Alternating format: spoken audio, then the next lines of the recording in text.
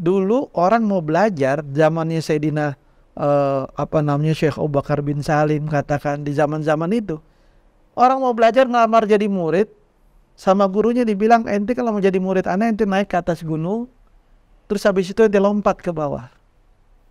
Kalau ente berani, ente mau, silakan jadi murid saya. Banyak yang agak mau, mati. Tapi yang betul-betul sungguh-sungguh yakin sama gurunya, dinaik ke gunung, dinaik ke atas bukit. Sampai di atas bukit dia lompat.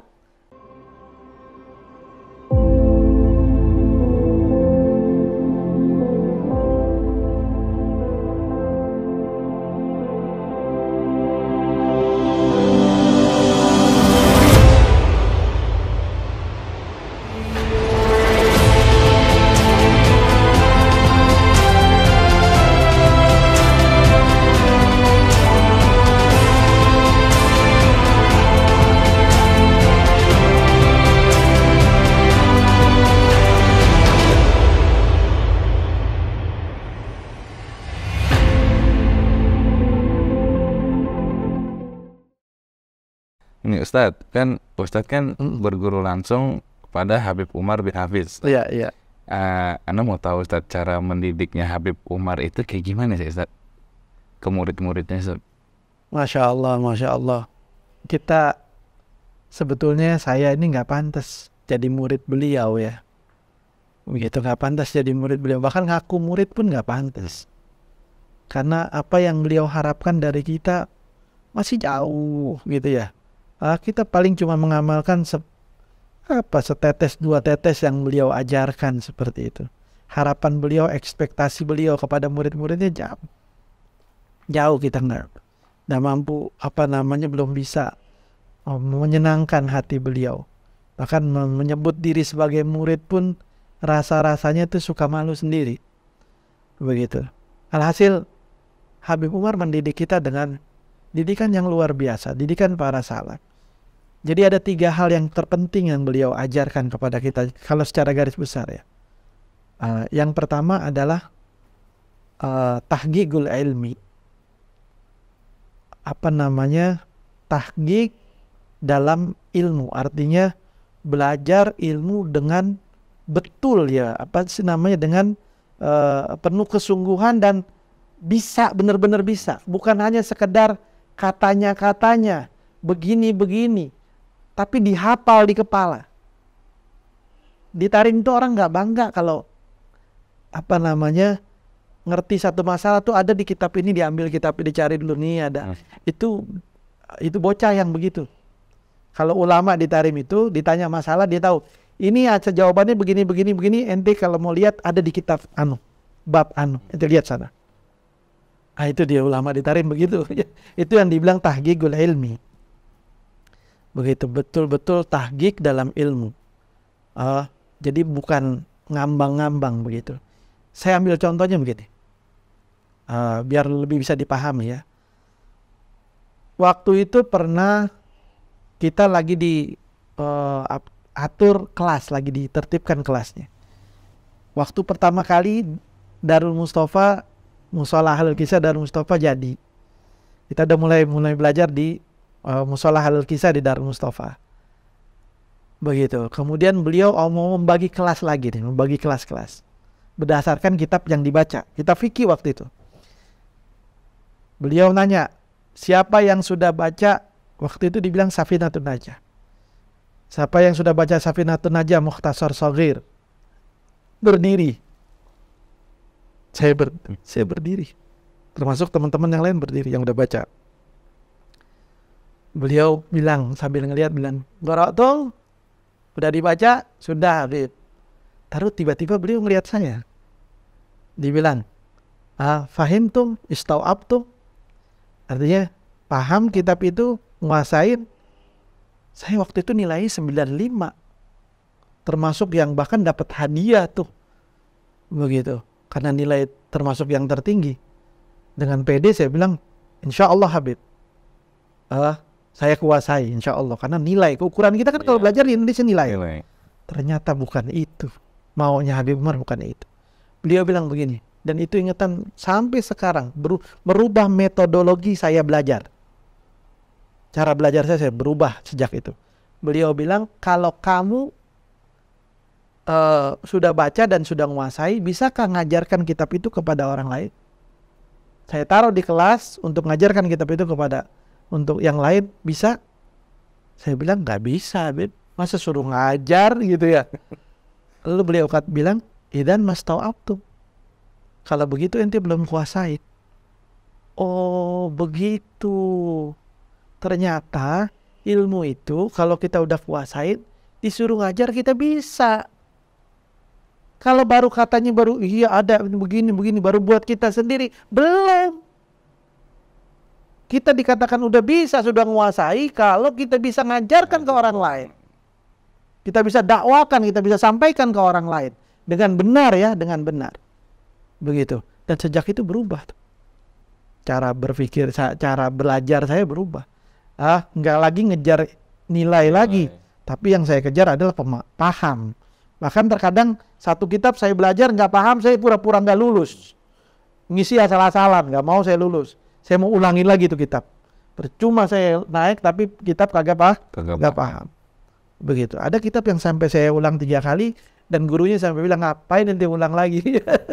Begitu. Akhirnya bahkan ketika gurunya nggak ada, ya itu kalau itu kitab mustalah hadis. Nah, saya baca kitab Nuzhatun Nazar, kitab tertinggi dalam Nuzhatun mustalah hadis. Saya ulang sampai 3 kali. Pertama nggak paham, kedua udah paham, ketiga saya mau mantepin lagi. Dan gurunya tahu saya udah ngerti. Jadi kalau dia nggak ada, bilang suruh Hasan Khalid atau isi kelas itu suruh dia. Jadi dia tahu udah bisa, tapi masih pengen nguasain, masih belum puas. Karena dari apa yang disampaikan Habib Umar. Itu yang pertama tadi, tahqiqul ilmi. Yang kedua, fiqh dakwah. Pemahaman tentang dakwah. Dakwah itu seperti apa? Bagaimana berbicara dengan manusia? Begitu, dan seterusnya berkaitan dengan dakwah. Lalu yang ketiga, as-suluk. Begitu. Adab kita, spiritual kita kepada Allah Subhanahu wa taala, suluk. Begitu ya. Itu berkaitan di dalamnya zikir, adkar yang kita baca setiap hari, qiyamul lail, tahajud, puasa. Di Darul Mustafa bukan diharuskan ya, sangat dianjurkan berpuasa sebulan 3 hari. Begitu. Ayamul bid sampai sekarang. Nggak dikasih makan tuh siang-siang tuh kalau ayamul bid. Ya jadi mau nggak mau santri pada puasa. Ayamul bid 3 hari. Puasanya, zikirnya, bangun malamnya. Begitu. Suluknya, menuju Allah Subhanahu wa taala. Jadi 3 itu akhlak ya. 3 itu yang ditanamkan dengan kuat di Darul Mustafa kepada murid-muridnya Habib Umar, dan ya itulah sebab mereka yang melihat sekarang. Karena 3 ini ditanamkan dengan kuat. Begitu. Masya Allah cara mendidik Habib Umar itu biar. Ya. Yang pertama itu tadi saya tangkap itu nanti kita kalau udah paham atas apa yang udah kita dapat itu bukan cuma dapat nilai tinggi tapi bisa ngajar. Bisa ngajar sama orang lain. Masya Allah gitu. Ustaz, kalau pandangan Ustaz terhadap Habib Umar itu gimana, Ustaz? Ya Allah ya Rabb, ma ya'rifuhu illa dhil. Saya kenal Habib kecuali bayangan saja. Seperti yang dikatakan Sayyidina Umar kepada Rasulullah Sallallahu Alaihi Wasallam, kami nggak kenal Rasulullah melainkan seperti bayangan aja. Saya nggak kenal Habib Umar kecuali seperti bayangan aja. Hakikat beliau hanya Rasulullah dan Allah yang tahu. Begitu. Ya, orang seperti saya bagaimana bisa tahu siapa beliau? Yang jelas beliau orang yang kalau kita kepengin ngelihat akhlaknya Rasulullah, cara berkata-katanya, senyumannya, semuanya. Beliau memang warathah kamilah dari Nabi kita Muhammad Sallallahu Alaihi Wasallam. Pewaris yang sempurna dari Nabi Sallallahu Alaihi Wasallam. Tutur katanya, senyumannya, jalannya, begitu. Gerak-geriknya. Yang kita lihat tentang sifat-sifatnya Nabi itu kalau ngebayanginnya Sayyidil Habib Umar. Ya itu yang kita tahu secara zahir ya. Wailah nggak ada yang tahu Sayyidil Habib Umar kecuali Tuhannya Sayyidil Habib Umar bersama Rasulullah Sallallahu Alaihi Wasallam. Allah alam. Berarti hitungannya walaupun sebagai guru kita tuh belum tentu bisa menilai. Saya tahu guru kita gitu ya, tapi yang benar-benar tahu guru kita adalah Allah sama Rasulullah. Iya. Terlalu bukan ceroboh ya, terlalu berlebihan. Kalau saya lihat ada seorang murid ngaku saya kenal guru saya luar dalam, terlalu berlebihan itu ya. Mungkin bisa juga menjadi su'ul adab. Iya. Dia itu turun dari tempat yang tinggi untuk ngomong sama kita. Kalau beliau di tempatnya ngajak ngomong kita nggak paham. Apa yang beliau sampaikan kita nggak paham. Ibarat kata beliau ini udah mahasiswa, kita ini masih anak balita. Begitu. Beliau nggak ngajak ngomong kita seperti ngajak ngomong anak-anak mahasiswa. Tapi beliau ngajak ngomong seperti ngajak ngomong balita. Itu rahmahnya para guru-guru. Mereka tanazul namanya. Turun ke bawah. Ya, seperti yang di Nabi ajarkan, khatibun nas ala gadri ugulihim, ajak ngomong manusia sesuai dengan kadar akalnya. Begitu yang dilakukan beliau. Jadi jangan ketika kita ngelihat guru kita siapapun dia, ya, oh begini, oh saya udah kenal orangnya begini segala macam. Lah jangan salah. Ente nggak kenal dia itu ya turun ke bawah untuk bisa ngomong sama kita tuh. Satu frekuensi supaya omongan dia bisa dipahami sama kita. Jangan terus kita paham omongannya dia, terus kita bilang itulah dia. Lah, dia ada di tempat yang lain. Guru-guru kita itu ada di tempat yang lain. Dia ngajak ngomong kita karena rahmanya. Begitu. Lain kelas gitu ya. Ibarat katanya tadi saya katakan, seorang dosen bicara sama anak balita. Jadi nggak bisa dong seperti ngomong sama mahasiswa. Nggak bakal paham anak balita. Dia ngomong ya bahasanya anak balita. Begitu. Mungkin si balita ini menyangka bahwa yang ngajak ngomong ini adalah sama kayak dia gitu bahasanya. Sebetulnya bukan. Ya, enggak seperti itu. Dia sedang berusaha untuk mendekati kita. Begitu ya. Dengan kasih sayangnya, dengan rahmanya. Begitu. Jadi enggak ada seorang murid yang bisa tahu bagaimana kadar gurunya. Masya Allah. Nih Ustaz, pernah ngalamin gak Ustaz kewaliannya Habib Umar? Masya Allah. Ya Allah, ya Rabb. Banyak sekali cerita-ceritanya ya. Kalau yang saya alami sendiri juga ada beberapa ya. Ada beberapa begitu. Ya, yang paling kelihatan sih memang istiqomahnya. Istiqomahnya beliau. Kewaliannya Habib Umar adalah istiqomah. Iya, istiqomahnya. Tapi sesekali pernah juga kita ngerasain gitu ya. Apa yang luar biasanya beliau gitu. Yang mungkin kalau sekilas anggapnya mungkin kebetulan atau gimana. Wallahu a'lam. Saya ambil contoh, ini saya pernah cerita sebetulnya. Jadi dulu tahun 98 angkatan pertama pulang. Termasuk akhi Ubaidillah. Saya sering ketemu Habib Umar itu bersama akhi Ubaidillah alaihi rahmatullah. Saya dikenal dengan aku Ubaidillah. Begitu hari-hari Habib Umar manggilnya pun Wen aku Ubaidillah, mana saudaranya Ubaidillah. Gak nyebut nama saya. Ketika angkatan pertama pulang, saya jadi senior ketika itu,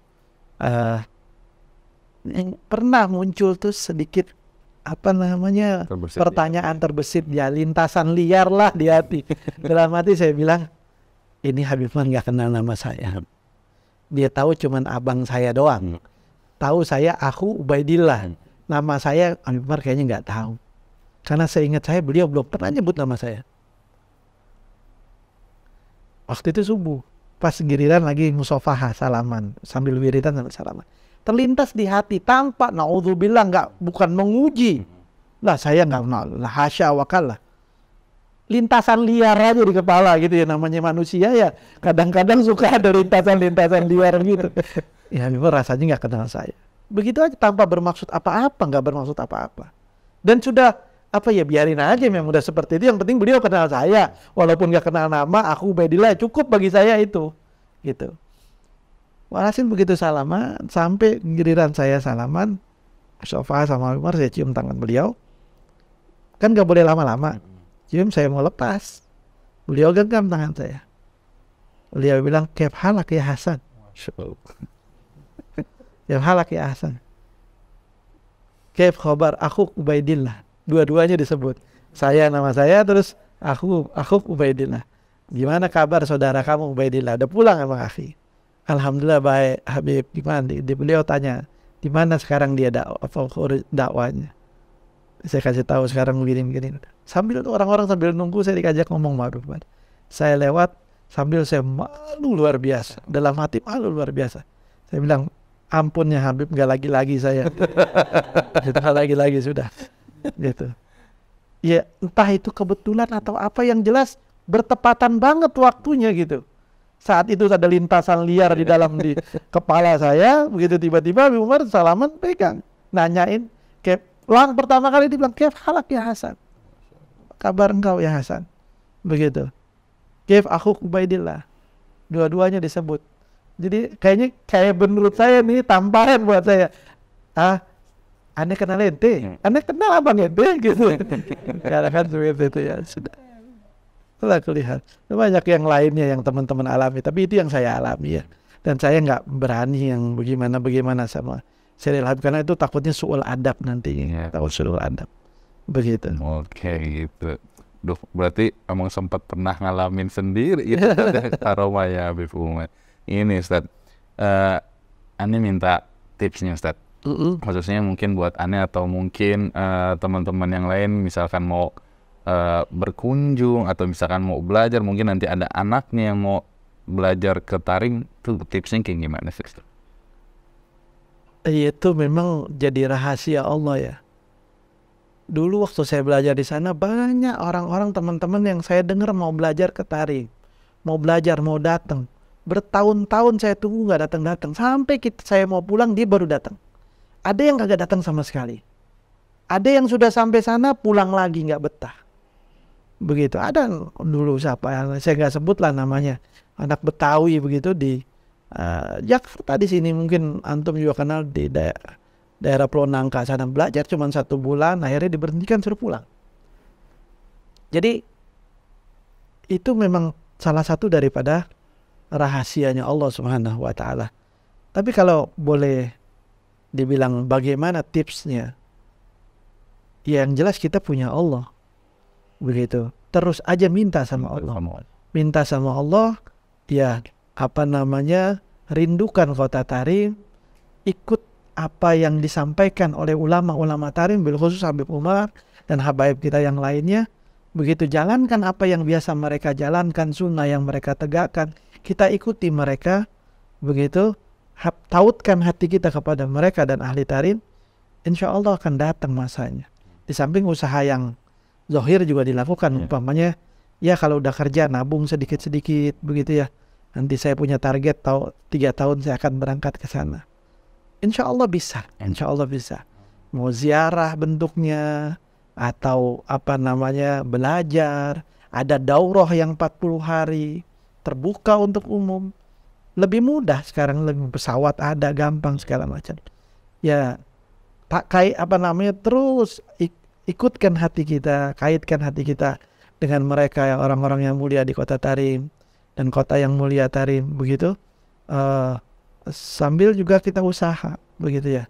Jalankan adabnya, apa yang mereka biasa lakukan kita ikut, begitu. Insya Allah tarim dekat dengan kita. Satu hal yang saya mau sampaikan, tarim itu terkenal belakangan ini.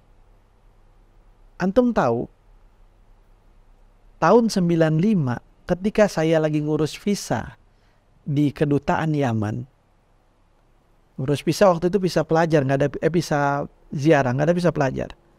Nanti di sana baru dirubah jadi visa pelajar. Ini ngurus visa gampang aja waktu itu, bawa paspor, minta visa ziarah, distempel, pulang.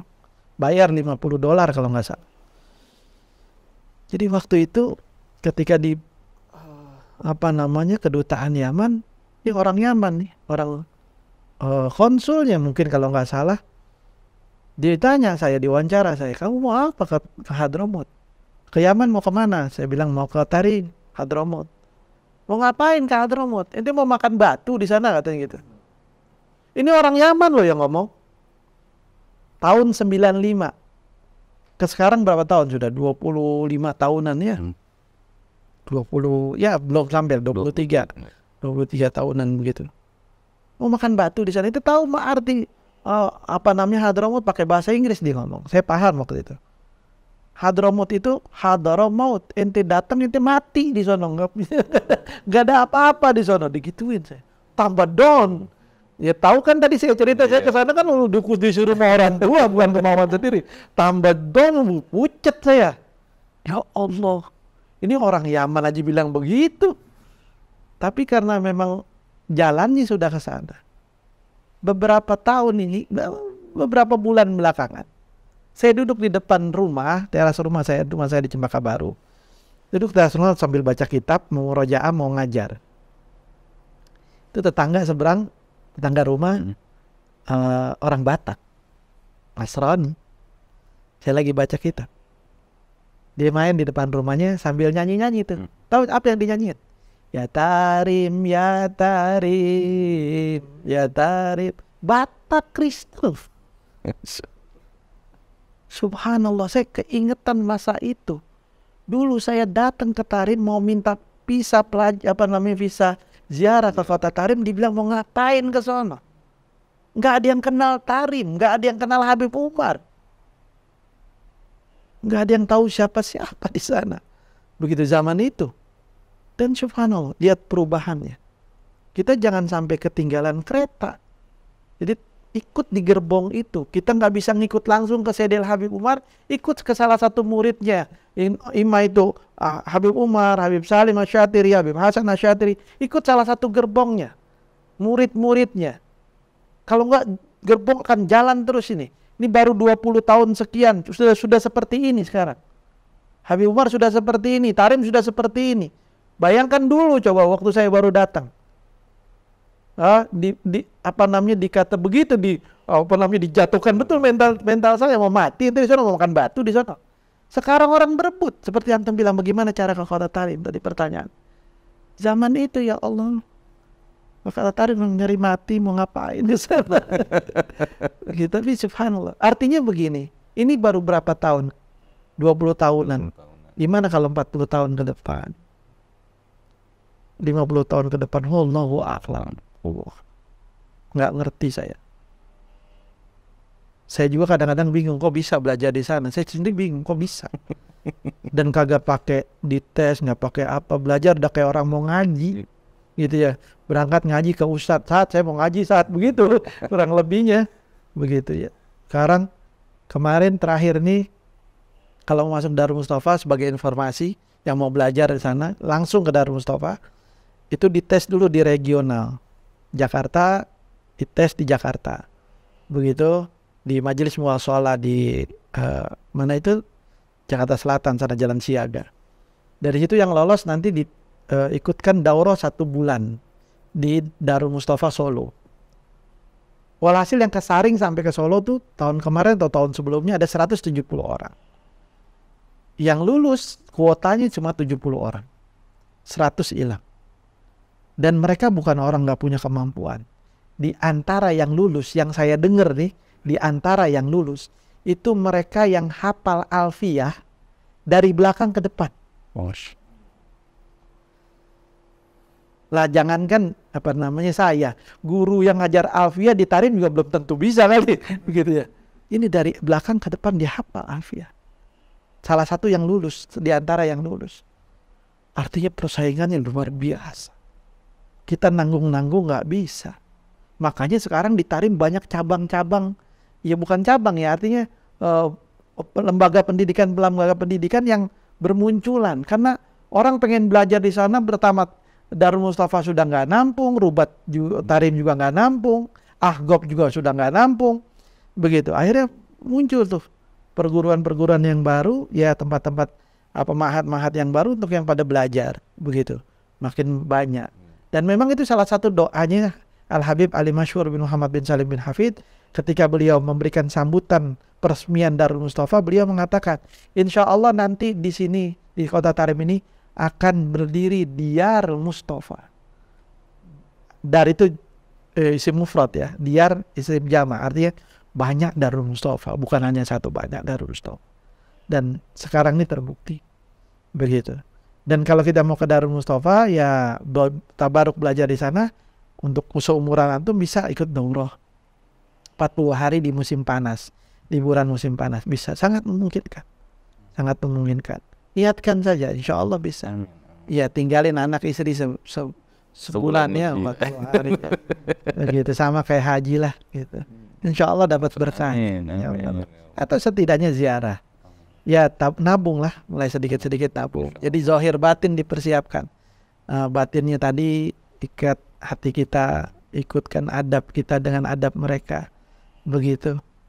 Lalu nabung mulai sedikit-sedikit, seperti itu. Ya, alhamdulillah, masya Allah, banyak banget yang udah kita bahas ya Ustaz. Dan yang terakhir Ustaz, sebagai penutup Ustaz, pesan-pesannya untuk anak muda Ustaz. Anak muda ya. Iya. Anak muda, pesan saya cuma satu, ngaji ya. Iya. Ada satu pesan Sayyidina Imam Syafi'i, begitu. Imam Syafi'i bilang dalam bait syairnya, beliau mengatakan, isbir ala muril jafa min muallimin. Ya, sabarlah kalian terhadap pahitnya, kerasnya guru dalam mengajar. Jangan baru diomelin aja ngambek, gua nggak mau ngaji lagi besoknya. Fa inna rusubal ilmi fi nafaratihi. Karena gagalnya mendapatkan ilmu itu dari kaburnya nyeraknya. Begitu, jangan nyerak, terus belajar. Kayak apapun guru kita galaknya, apalagi guru sekarang nggak ada yang galak. Benar. Gitu. Dulu orang mau belajar, zamannya Sayyidina Syekh Abu Bakar bin Salim, katakan di zaman-zaman itu, orang mau belajar ngelamar jadi murid, sama gurunya dibilang, ente kalau mau jadi murid anak, ente naik ke atas gunung, terus habis itu ente lompat ke bawah. Kalau ente berani, ente mau, silakan jadi murid saya. Banyak yang agak mau, mati. Tapi yang betul-betul sungguh-sungguh yakin sama gurunya, dinaik ke gunung, dinaik ke atas bukit. Sampai di atas bukit, dia lompat. Karena memang perlindungan gurunya, waliullah, nggak apa-apa. Jatuh ke tanah nggak apa-apa. Balik lagi, sudah kamu lompat, sudah guru. Begitu, dari atas gunung, sudah guru, dari atas gunung. Waktu lompat, mereka merem guru, takut. Balik lagi. Kita nggak ada yang diuji kayak gitu. Gitu ya. Yang penting kitanya mau ngaji. Wa man lam yaduk, kata Imam Syafi'i, dzullat ta'limi sa'atan. Siapa orang yang tidak merasakan hinanya belajar sebentar, begitu susahnya belajar sebentar, begitu tajarra'a dzullal jahli tulah hayati, maka dia akan merasakan pahitnya kebodohan sepanjang hidupnya. Begitu. Wa man fatahu ta'lim waqta syababihi. Siapa orang yang kehilangan waktu belajar ngaji di waktu mudanya, katanya Imam Syafi'i bilang, fakabbir alaihi arba'an liwafatihi. Ya, maka takbirin aja 4 kali dari wafatnya sudah. Jadi anak muda disuruh ngaji nggak mau, takbirin aja Allahu Akbar, ya 4 kali sudah takbir. Gue emang udah mati, ya emang dia. Imam Syafi'i bilang itu mati sudah. Ya. Begitu. Begitu. Hayatul fata wallahi bil ilmi wattaqwa. Kehidupan anak muda ya demi Allah adalah dengan ilmu dan ketakwaan. Itu kemuliaannya anak muda. Dan Allah sangat bangga sama anak-anak muda yang tumbuh dalam taat kepada Allah. Syabun nasya'a fi ta'atillah, itu salah satu yang dinaungi oleh Allah nanti itu. Di mana di hari tidak ada naungan selain naungan Allah. Idza lam yakuna la tibara li dzatihi. Kalau enggak ada keduanya, la ilmu wala taqwa, maka enggak ada nilai akan orang tersebut, enggak ada nilainya. Cuma menu-menuin dunia doang. Ya. Bikin rusuh doang di dunia, ya. Bikin sumpek doang, enggak banyakin orang doang di dunia. Jadi nasihat saya buat anak muda, ngaji. Kalau nggak ngaji, takbirin 4 kali aja sudah. Ya, seperti katanya Imam Syafi'i. Ya Allah, tuh teman-teman dengerin Apa kata Ustadz, yang penting ngaji, pesannya tuh ngaji. Kalau kita nggak ngaji buat apa? Hitungannya kita di dunia ini ngaji buat bekal di akhirat gitu Ustadz ya. Betul. Gitu, mau gurunya kayak gimana juga jangan nyerah, kuatin batin, kuatin lahir, begitu gitu. Itu ya Ustadz ya. Ya. Nah yang terakhir Ustadz, minta doanya Ustadz buat khususnya untuk kita semua yang ada di sini ataupun yang penonton biar makin takwanya ditingkatkan, iman juga ditingkatkan lagi Ustadz. Insya Allah mudah-mudahan Allah tidak bangunkan kita dari tempat ini kecuali dosa-dosa kita diampuni oleh Allah, hajat kita semua dikabulkan oleh Allah, yang sakit di antara kita disembuhkan penyakitnya oleh Allah, dan mudah-mudahan Allah Subhanahu wa taala jadikan perkumpulan ini perkumpulan yang dirahmati Allah, dan keluar kita dari tempat ini keluar yang senantiasa dijaga oleh Allah Subhanahu wa taala. Allahumma ja'al jam'ana hadza jam'an marhumah wa tafarruqna min ba'dihi tafarruqan ma'sumah wa la taj'al ahadun minna wa la min ahlina saqiyan wa la mahrumah bijudika wa karamika ya arhamar rahimin ya ajwadal ajwadin ya rahimal masakin wa sallallahu ala sayyidina Muhammadin wa ala alihi wa sahbihi wasallam walhamdulillahi rabbil alamin. Kabul ya Allah, sekali lagi jazakallahu khairan katsiran Ustaz, udah nyempetin hadir di sini, ngeluangin waktunya di sini. Mungkin nanti kalau ada kesempatan waktu lagi kita bisa ngobrol-ngobrol lagi. Insya Allah. Baik, mungkin itu aja teman-teman ngobrol santai untuk hari ini. Kita bersama dengan guru kita Kiai Haji Hasan Ahmad Khalid, yang dimana asalnya beliau sempat belajar bersama guru mulia Al Habib Umar bin Salim bin Hafiz. Oke, untuk hari ini cukup itu saja. Mohon maaf bila ada kesalahan atau perkataan yang kurang berkenan. Mohon dimaafkan dan dibukakan pintu maaf yang seluas-luasnya. Hadallahu wa ikum ajmain. Assalamualaikum warahmatullahi wabarakatuh. Waalaikumsalam.